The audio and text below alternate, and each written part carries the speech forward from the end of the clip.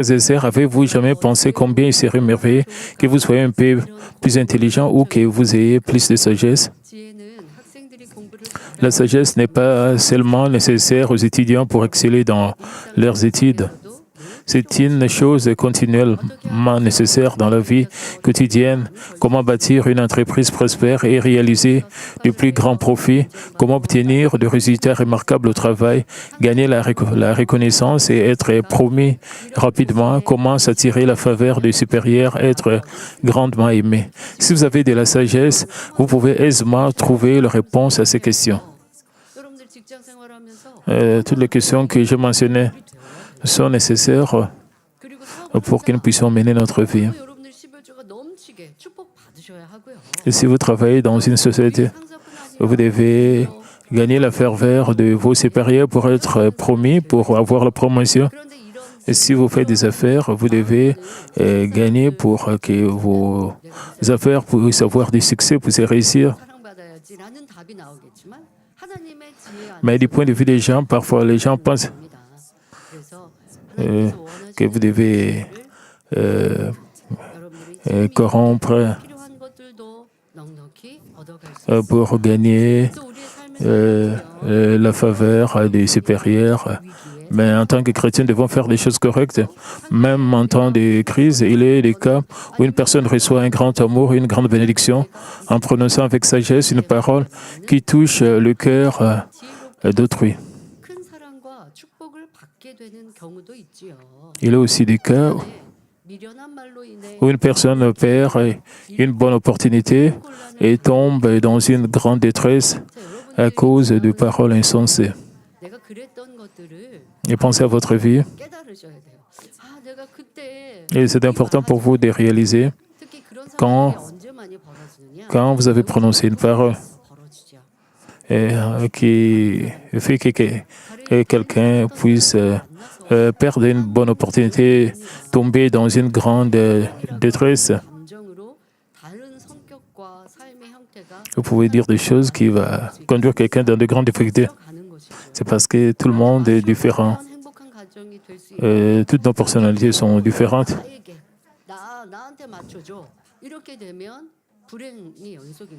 Il n'y a pas un partenaire qui est parfait.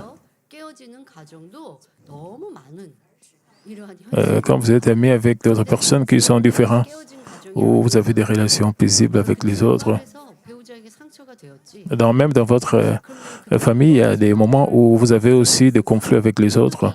Il y aura des moments de paix, il y aura des moments aussi où il y a des problèmes. Vous pouvez prononcer des paroles qui vont vous faire tomber dans de grandes difficultés. C'est important pour vous de vous souvenir et de savoir quand est-ce que vous avez prononcé ces paroles négatives pour que vous puissiez vous repentir pour ne pas commettre la même erreur. Mais si vous ne vous examinez pas, mais vous examinez que les autres,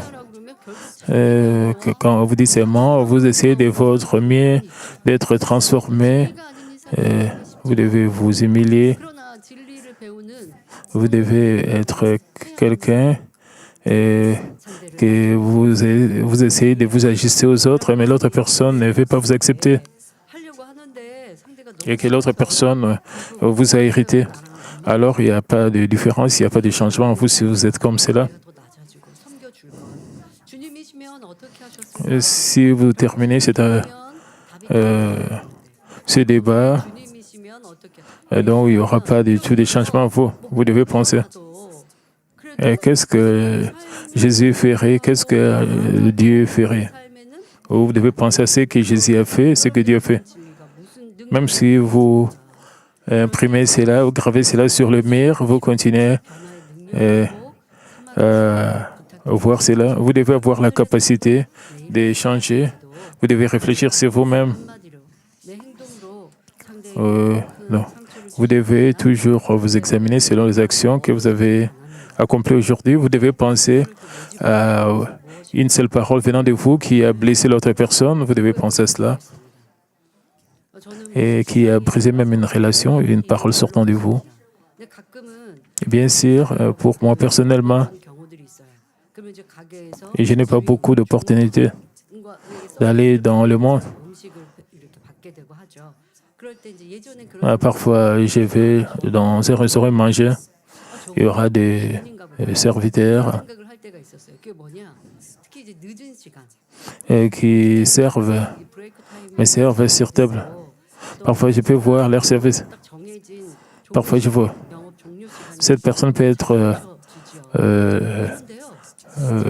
la propriétaire de ces restaurants, bien, ou celle-ci peut être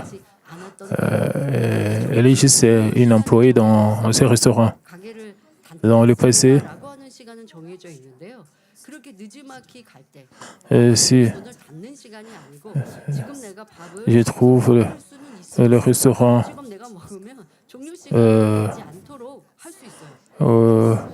restaurant pendant le déjeuner ou quand ils veulent même fermer, les employés vont dire nous voulons fermer, donc il n'y a pas de main. Quand c'est la propriétaire ou le propriétaire dit il y a encore du temps, tu peux entrer, tu veux manger. Je trouve que les propriétaires acceptent toujours les clients, même si ils veulent fermer et les restaurants, les propriétaires acceptent toujours des clients. Mais les employés vont dire non, désolé, nous ne pouvons pas vous accepter. Nous devons fermer parce que ceux qui restent ici à l'intérieur vont manger rapidement pour quitter. Toutes ces expériences, je peux voir entre comment est-ce que les employés et le propriétaire des restaurants agissent. Et cela ne doit pas s'arrêter cela. Nous devons vraiment intégrer cela dans notre vie. Comment est-ce que vous menez votre vie comme propriétaire pour les autres? Comment est-ce que vous servez les autres? En regardant la vérité, en utilisant la vérité, combien de cette vérité est intégrée dans votre cœur? Parce que les actions des autres personnes, même dans une situation différente, peuvent être appliquées dans votre propre vie pour que vous soyez transformés. Et comme cet enseignement sur la sagesse d'en haut, je pense que vous allez recevoir la sagesse d'en haut.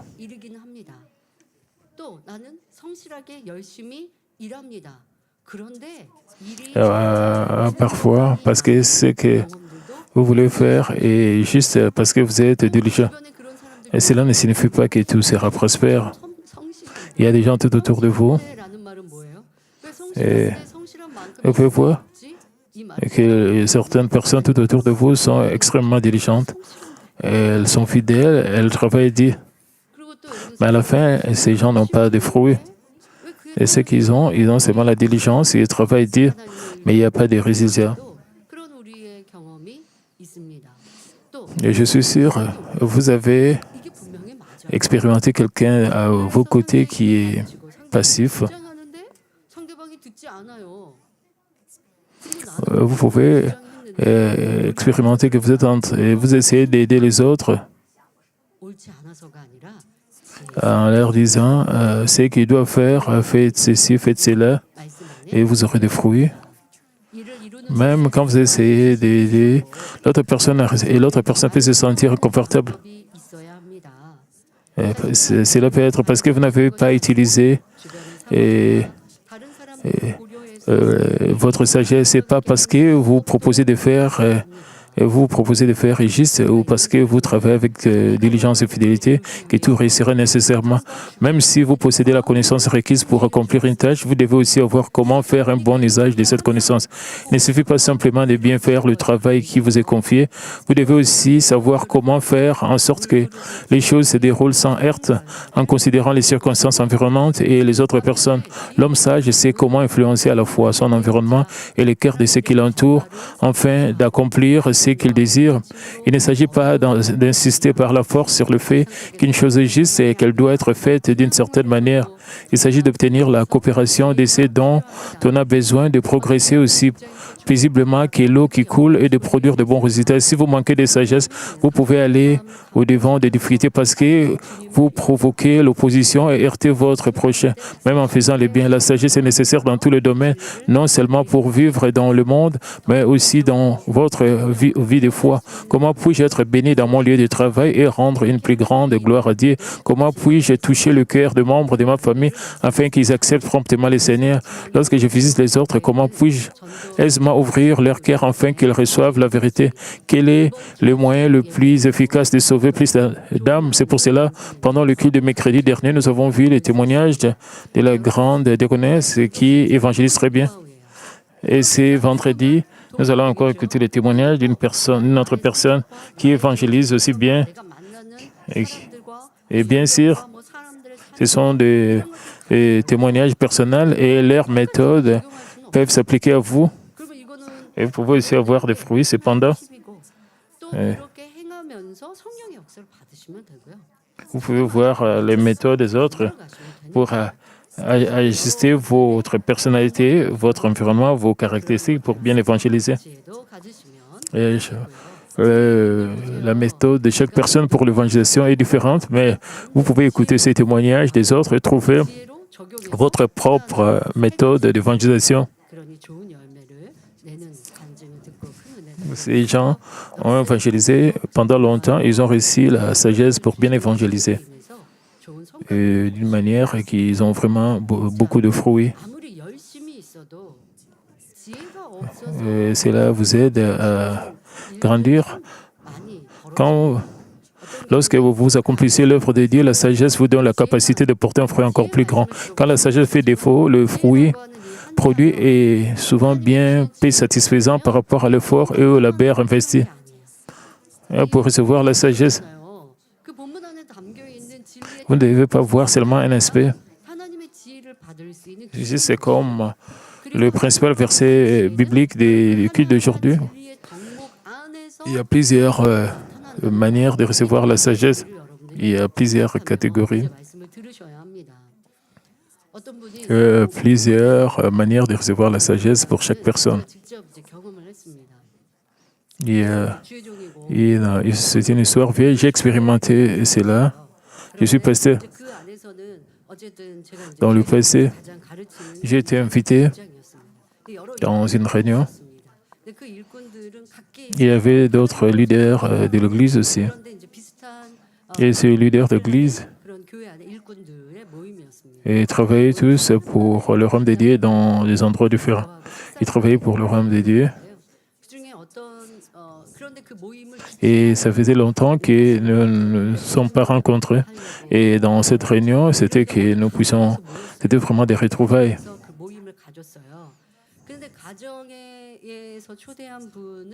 Et nous nous sommes rencontrés dans la maison d'une personne, la personne qui nous a invités dans cette réunion. Et la personne que vous avez invitée n'avait pas beaucoup de fruits, mais d'autres leaders avaient beaucoup de fruits. Et cette personne avait continué de témoigner au sujet de leurs fruits. Ils ont évangélisé combien de fruits ils ont vraiment gagné dans leur... Mais le propriétaire de la maison qui nous avait invités,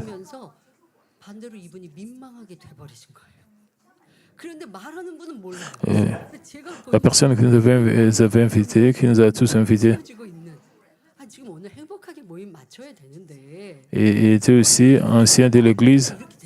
J'ai trouvé que le propriétaire était embarrassé quand il écoutait le témoignage des plus jeunes et des nouvelles personnes qui portaient beaucoup de fruits dans l'évangélisation. Bien sûr, témoigner au sujet de vos fruits, ce sont des bonnes nouvelles.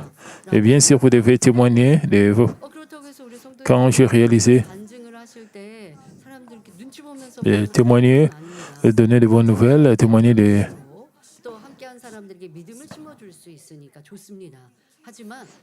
Et vous devez faire cela d'une très bonne manière, de manière prudente, dans le bon endroit et au bon moment.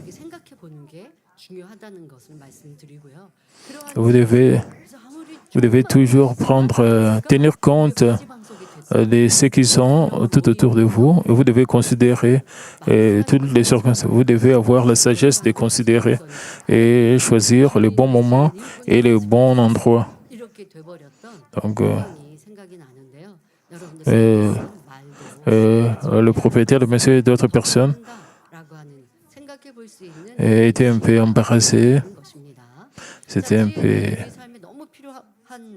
Et ainsi, la sagesse est nécessaire dans une partie de votre vie. Donc, des cas semblables se voient dans la vie de tous les jours. Certaines personnes portent un fruit abondant au-delà de ce qu'elles ont sémé et rendent gloire à Dieu. D'autres prient et font de leur mieux pour mener une vie chrétienne fidèle, mais se sentent découragées parce que les fruits qu'elles portent semblent menus par rapport à leurs efforts. Lorsque vous s'aimez avec foi et amour, vous pouvez porter du fruit. Les réponses viendront conformément à ce que vous demandez en priant et à ce que vous pratiquez avec foi. Mais l'homme sage peut aisément apprendre et pratiquer le voie qui plaise le plus entièrement à Dieu. Lorsqu'il offre une prière, l'homme sage prie d'une manière qui fait le délice de Dieu et trouve faveur à ses yeux.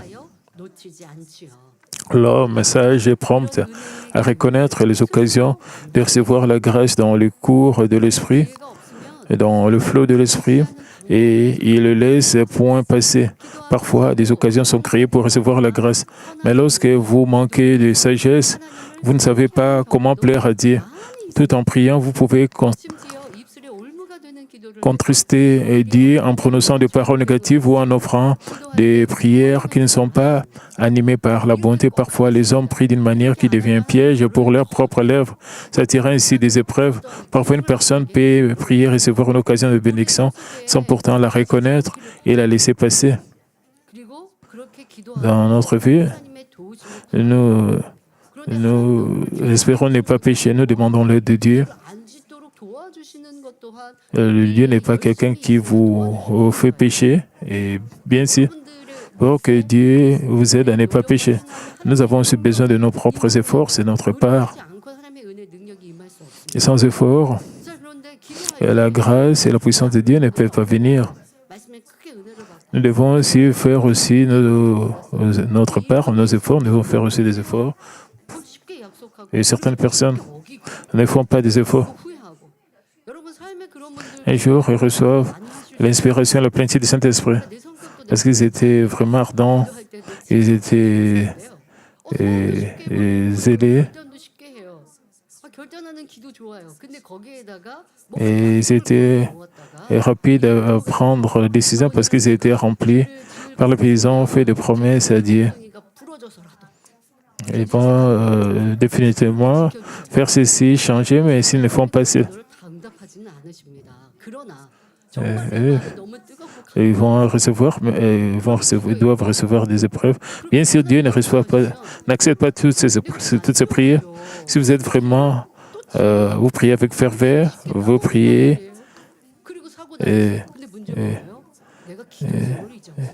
et vous priez en conséquence Dieu. C'est très important de ne pas pécher.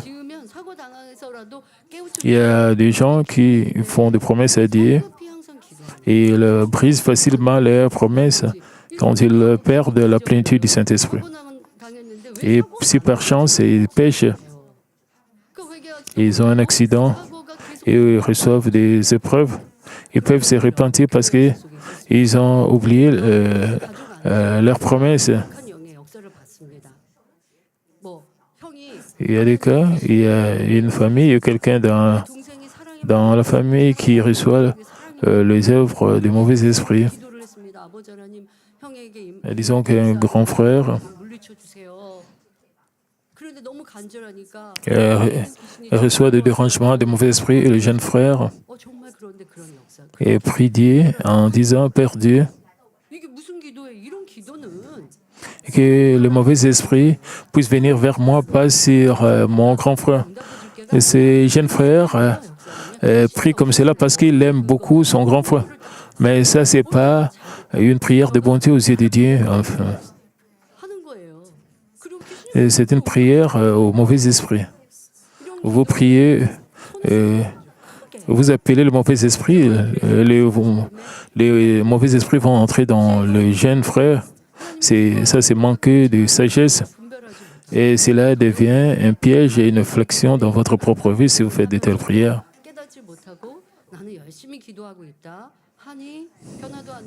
Et parce que vous avez le mal en vous. C'est pour cela que vous priez d'une manière sans bonté.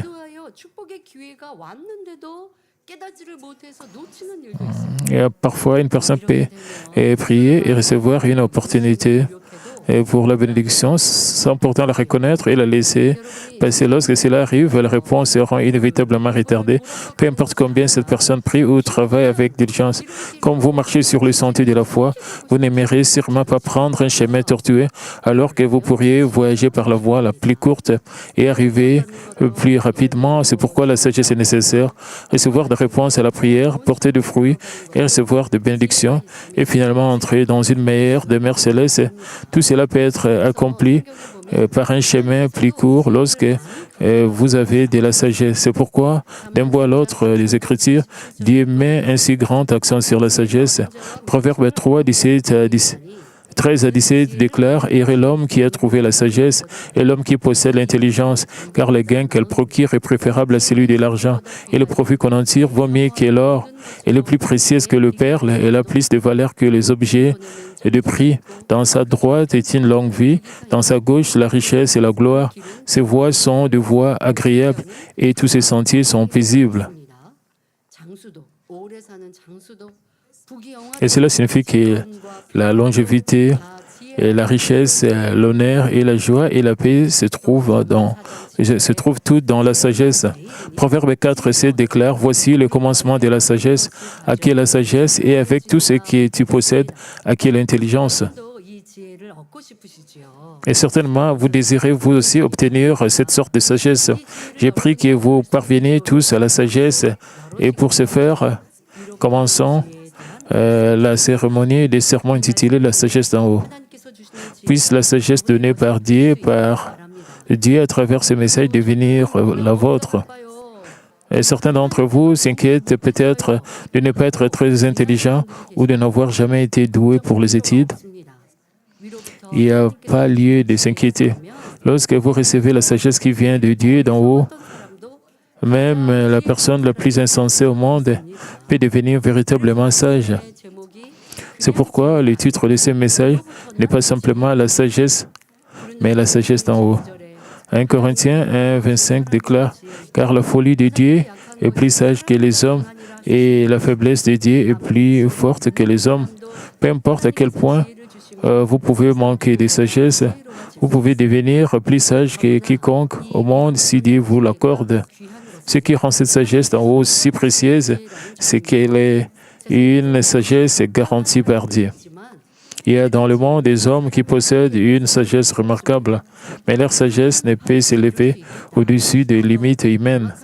Et bien qu'un sentier tracé soit visible et qu'on dise de vous, qu'on dise que vous réussissez assurément si vous l'empruntez, personne ne peut être certain du résultat réel, quelles que soient les ailes que vous mettez à l'œuvre ou les soins que vous apportez à vos desseins. Les circonstances imprévues peuvent survenir et faire couler tous ces projets. Mais lorsque Dieu donne la sagesse, il garantit la voie, le résultat et le fruit. Même si des difficultés surviennent, Dieu donne la sagesse nécessaire pour triompher à chaque instant. Considérons le secret pour obtenir la sagesse d'en haut. Le premier secret pour obtenir la sagesse est la sanctification. Jacques 3, 17 déclare « La sagesse d'en haut est premièrement pure. » Vous savez déjà pourquoi la sanctification est importante et comment elle s'accomplit.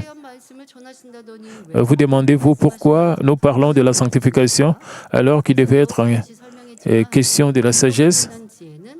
La sagesse d'en haut et la sagesse de Dieu est différente de la sagesse du monde. Recevoir la sagesse de Dieu est fort semblable à recevoir la voix et la direction du Saint-Esprit.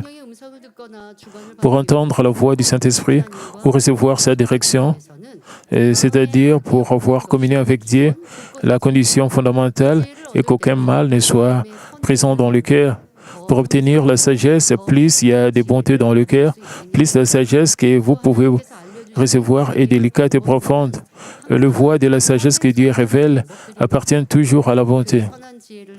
Pour tirer profit de la pratique de cette bonne sagesse, vous devez cultiver un cœur sanctifié. S'il y a du mal dans votre cœur, il n'est pas facile de suivre la bonne voie, même lorsque d'autres vous enseignent des voies sages.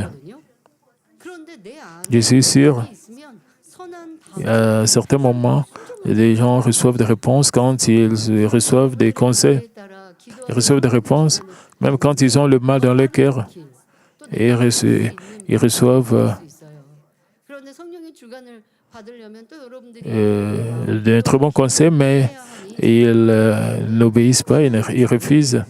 C'est très important en tant que chrétien de prier et de recevoir l'inspiration du Saint-Esprit.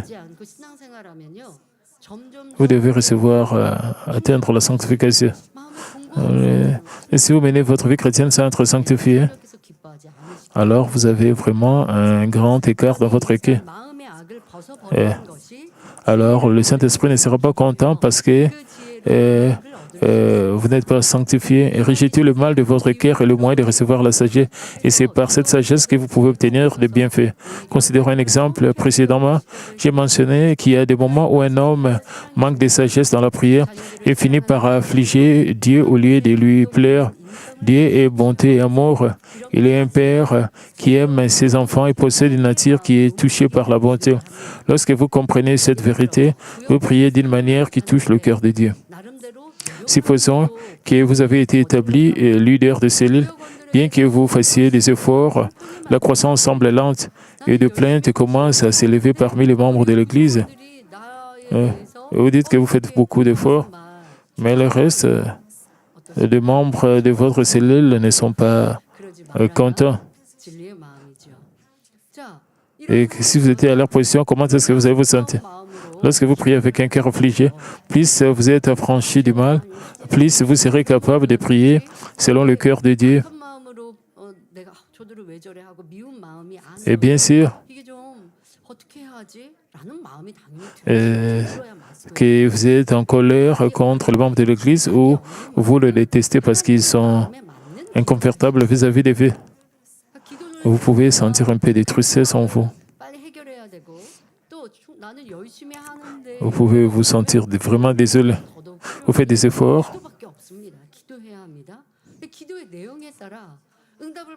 mais il n'y a pas de fruits malgré les efforts.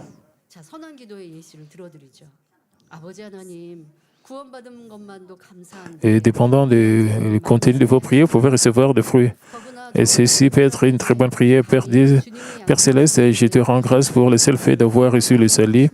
Je te remercie de m'avoir conduit dans cette précieuse église. Comment as-tu pu confier à quelqu'un comme moi la charge de paître ton troupeau en tant que leader de cellule? Je te suis si reconnaissant. Et cet appel est si précieux pour moi.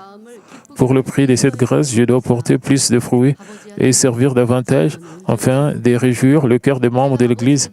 Père, même si mon esprit n'est pas encore parfait, et je ne suis pas encore dans la parfaite sanctification, j'accomplirai ma tâche par ta puissance. Accorde-moi chaque jour une force nouvelle et de la capacité par l'amour du Seigneur, et je puis être changé, préparer mon vase et porter des fruits. Aide-moi à discerner mes manquements et être transformé. Fais que je reçoive avec les paroles d'exhortation prononcées par les membres de l'Église, parce qu'ils m'aiment.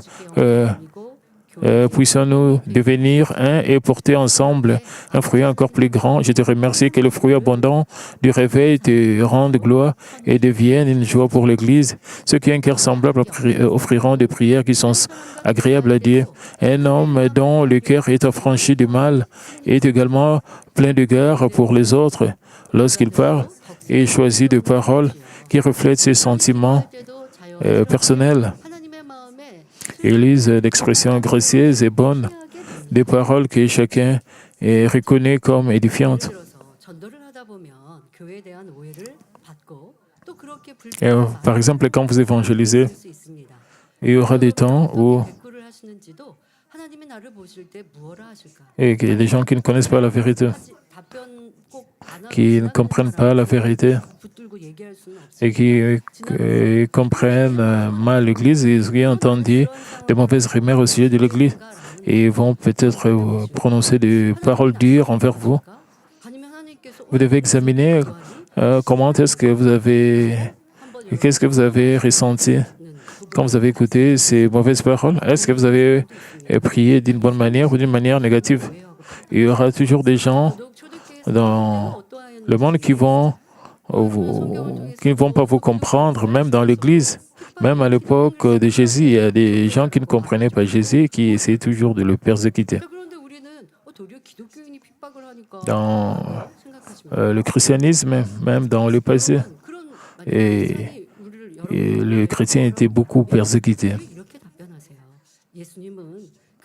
Même un nouveau chrétien ou un collègue chrétien peut vous persécuter. Donc, c'est pour ça que Jésus a dit, vous devez voir, on jugera un arbre par ses fruits. Nous devons montrer les preuves de notre fruit. Même nos collègues chrétiens qui comprennent très mal l'Église puissent avoir un très bon discernement en voyant nos fruits. Est-ce que vous êtes occupés à discuter, à répliquer? Est-ce que, puisqu'il y a des malentendus, vous voulez cela va devenir de querelles, de conflits, de bagarres. Vous n'avez pas besoin de faire cela parce que leurs cœurs sont déjà fermés. Et utilisez la parole de Dieu. Utilisez des paroles qui plaisent à Dieu.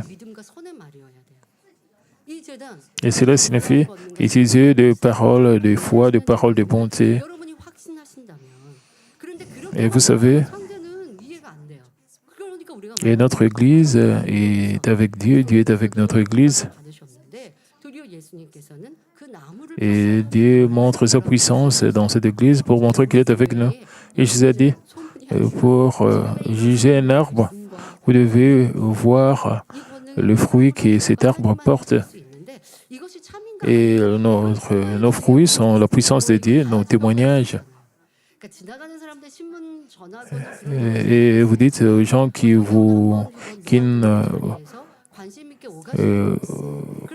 comprennent mal, et vous pouvez voir le fruit.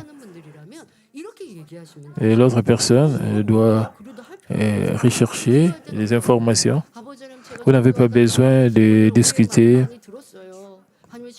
Et que vous avez raison, vous avez tort, vous n'avez pas besoin de ça.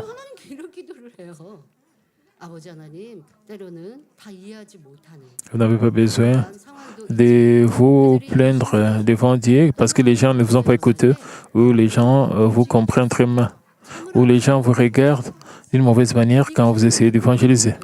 Vous devez prier Dieu, vous devez demander la sagesse de Dieu et l'aide de Dieu et quand vous évangélisez pour que les gens puissent ouvrir leur cœur. Quand vous écoutez des paroles dures et vous devenez attristé, vous êtes à cause de cela. Alors, qu'est-ce que Dieu va dire? Dieu ne dira-t-il pas que votre foi est petite?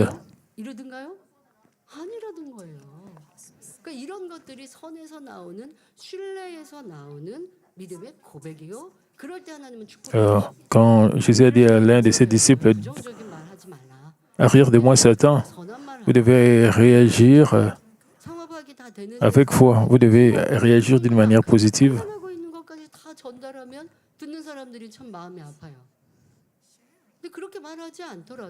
Vous n'avez pas besoin de partager des paroles négatives. Vous devez pas regarder vers la négativité, vous devez voir vers la bonté, la positivité. Quand vous donnez des réponses, en n'importe quelle circonstance, vous devez juste vous concentrer sur... Même à la télé, il y a des émissions qui parlent des conseils. à plusieurs reprises. Euh, et se concentrent toujours sur le problème principal. Ils essaient de corriger le problème principal. Vous devez toujours vous concentrer sur le problème. Vous devez voir la positivité de la réponse. Si vous appliquez cela et cette méthode similaire, quand vous évangélisez, comment est-ce que vous réagissez aux réponses des personnes qui vous disent des paroles dures? Alors, alors vous serez rempli de l'inspiration du Saint-Esprit. Que ce soit l'évangélisation ou la prière, cela doit être fait dans la foi. Nous avons vu un exemple comment prier d'une bonne manière. Lorsque vous priez, vous évitez naturellement l'expression qui pourrait être sur le cœur de Dieu. Mais qu'arrive-t-il lorsque le mal demeure encore dedans d'un homme, un homme qui manque de garde pour les autres, et qui ne pense qu'à sa propre position et qui est prompt à se plaindre et à murmurer, agira de la même manière envers Dieu, bien qu'il ait entendu à maintes reprises qu'il faut offrir des prières bonnes et touchantes. Le mal qui reste dans son cœur se reflétera dans sa prière. Dans le passé, nous avions l'habitude de voir 2 semaines une réunion de 2 semaines de réveil. Et que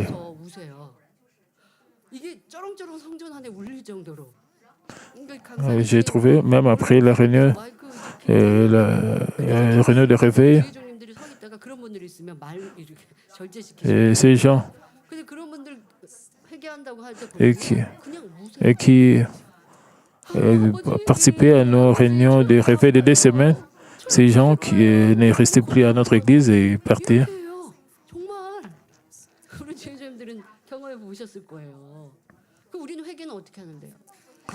Père, j'ai des douleurs ici, par là.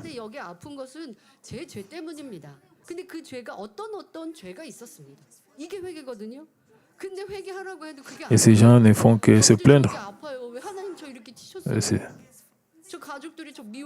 Et vous devez dire à Dieu que vous êtes désolé. Pourquoi vous avez des douleurs? Vous devez plutôt vous repentir. Mais des gens qui, pendant ces réunions, qui disaient que ils se plaignaient devant Dieu que j'ai des douleurs. Donc, au lieu de prier, ces gens, pendant la réunion de réveil de prière, ils ne faisaient que se plaindre au lieu de prier. Si vous priez en disant « Père Céleste, je te remercie de m'avoir confié cette précieuse charge. J'ai travaillé avec zèle, j'ai donné de mon temps et de mes biens. J'ai accompli fidèlement ma responsabilité, mais il n'y a en aucune croissance. Il n'y a eu aucune croissance parce que tu ne m'as pas exaucé. Je suis devenu là et épuisé. Mais bien que j'ai fait de mon bien, les membres de ma cellule ont troublé la paix, se sont plaints et m'ont rendu les choses difficiles. Parfois, j'ai même le désir d'abandonner entièrement cette charge. Dieu ait pitié de moi et donne-moi de la force. Change le membre de mon groupe afin qu'il devienne bon. Envoie de nouveaux venus et fais qu'il y ait de la croissance. Puisque tu es omniscient, omnipotent, plein d'amour, je crois que tu exauceras ma prière. J'ai essayé de mon mieux de prier sans émotion. Si je devais mettre des émotions, la prière sera encore très négative, très fort. Même si je dois lire la prière sans émotion. Alors, que dirait Dieu? Et que tu es fatigué, je vais t'aider. Dieu est omniscient, omnipotent, plein d'amour. Même dans ce monde, vous devez demander à vos parents physiques avec amour. Mais si vous plaignez devant Père, si vous murmurez devant et si vous demandez à vos parents de faire ceci, combien de parents vont vous écouter?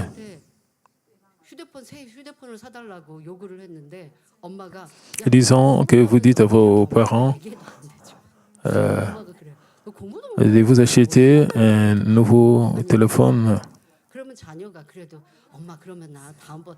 Et si le parent dit, Et tu n'étudies même pas bien, comment est-ce que je peux t'acheter un téléphone? Bien sûr, le parent ne doit pas répondre de cette manière-là. Et l'enfant, comment est-ce que tu réponds de cette manière? Parce que les amis de ma génération ont de nouveaux téléphones. Est-ce que le parent qui répond de cette manière à leurs parents, vous pensez que les parents vont acheter, combien de parents vont accepter une telle réponse? Donc, les enfants, vous devez aussi faire très attention à comment vous parlez et quand vous priez devant Dieu. Comment est-ce que vous priez dans la bonté, Dieu vous voit? Comment est-ce que vous êtes en train d'interagir avec les autres? C'est juste un exemple.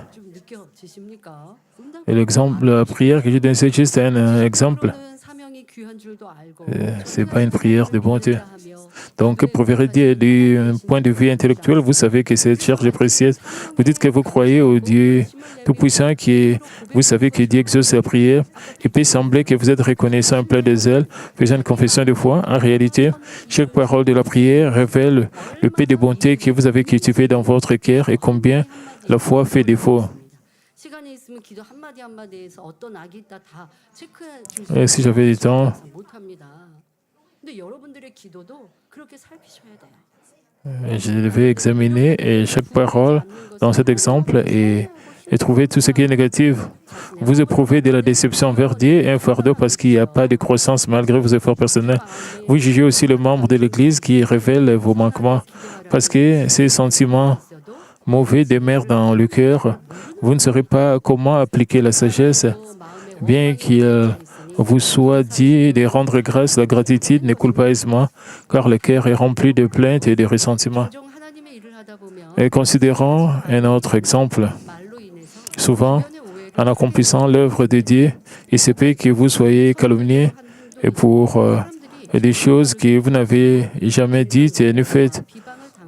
D'autres fois, une action accomplie avec de bonnes intentions peut être interprétée d'une manière entièrement différente, entraînant la médisance et de fausses accusations. Dans de telles situations, garder le silence est souvent préférable à se disputer pour savoir qui a raison ou qui a tort. Plus vous tentez de vous défendre, plus de faux bruits peuvent se répandre. Même si vous réussissez à prouver votre innocence, les fautes des autres peuvent être dévoilées au cours de ce processus, brisant les relations. À mesure que les hommes se disputent, les cœurs peuvent être blessés, les voix peuvent s'élever et les liens peuvent s'étendre. Et ceux qui entretiennent de malentendus et qui jugent peuvent devenir plus pleins de ressentiments lorsque leurs propres fautes sont mises en lumière, car leur orgueil a été blessé. 2 Timothée 2,23 déclare « Repousse les discussions folles et inutiles, sachant qu'elles font naître des querelles. » Si vous gardez, et vous savez, cette parole dans votre cœur, vous savez que vous ne devez pas discuter. Vous ne devez pas réagir. Il y a beaucoup de sagesse sur la table pour vous. Que vous ne regardez pas cette sagesse sur la table, vous ignorez, vous essayez d'aller trouver la sagesse dans un autre endroit. Vous devez manger cette sagesse et faire de cela vôtre. Si vous gardez le silence et que vous embrassez plutôt l'autre personne, le cœur de cette dernière pourra plus tard s'adoucir après avoir connu la vérité. Un lien profond de confiance pourra se former. Toutes les fois que de tels événements surviennent, Dieu désire que vous en tiriez quelque intelligence spirituelle. Proverbe 3,6 déclare « Reconnais-les dans toutes tes voies et il aplanira tes sentiers. » Plutôt que de vous efforcer de vous défendre et de prouver que vous avez fait tort, une grâce nouvelle se manifestera en vous découvrant vous-même. Si vous cherchez en silence à comprendre la volonté de Dieu, vous en viendrez peut-être à reconnaître en quoi vous manquez de sagesse et pourquoi vous n'avez pas été plus pleinement protégé. Et par cette sainte réalisation, vous pourrez recevoir la bénédiction d'être plus parfaitement transformé. Même si vous avez réellement souffert d'une injustice, cela importe peu. Dieu voit toutes choses et comme il il rendra lui-même à chacun. Et cela devient une occasion d'obtenir de plus grandes bénédictions, tant spirituelles que physiques. Quel que soit le nombre de fois où vous entendez parler de la sagesse, vous ne pouvez faire cette sagesse sur le mal de mer dans votre cœur, l'orgueil blessé, le sentiment d'avoir si bien tort, la colère, vous répondez de plaintes, de ressentiments, échouant ainsi à l'épreuve. Bien que vous vous efforciez de supporter, vous vous sentez poussé à affronter l'autre personne afin de satisfaire vos propres passions. Comment Dieu pourrait-il accorder la sagesse et la bénédiction dans de telles situations? C'est seulement lorsque vous dépouillez le mal et devenez sanctifié pour que vous pouviez jouir du fruit de la sagesse. Donc, le premier secret pour avoir la sagesse d'en haut, c'est la sanctification. Nous allons voir l'autre secret la semaine prochaine à cause du temps interprète. Vous devez avoir la paix, trouver la paix et savoir comment prier d'une bonne manière devant Dieu pour que vous puissiez recevoir la réponse très rapidement. Et chers frères et sœurs, et lorsque vous obtenez une bonne sagesse par un cœur sanctifié, vous êtes capable de discerner ce que vous devez dire et ce que vous devez faire dans chaque situation. Alors vos paroles et vos œuvres seront affermies en Dieu et vous pourrez récolter le fruit des exaucements et des bénédictions. Je prie enfin que vous désiriez tous ardemment cette sagesse sanctifiée et que vous l'obtenez. Puissiez-vous prospérer et avancer de jour en jour, menant une vie bénie qui rend de gloire à Dieu seul.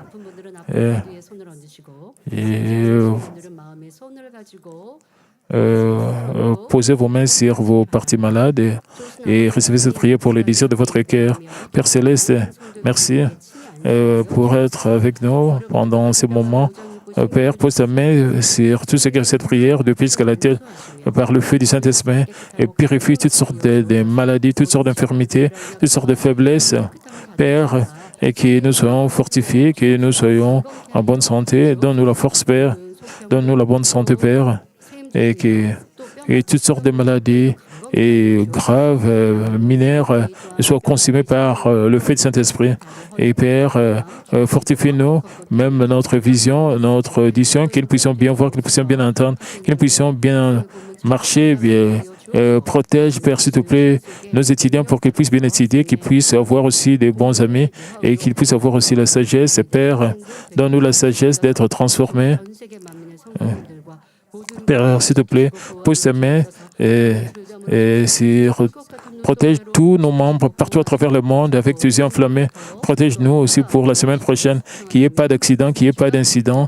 Père, que nous puissions toujours avoir la paix et que tout le désir de nos cœurs soit accordé. Et cette semaine, nous aurons l'Assemblée générale et que tout le transport, que ce soit dans des routes, qu'il soit protégé. Père, merci. J'ai ainsi prié au nom de notre Seigneur Jésus-Christ. Amen.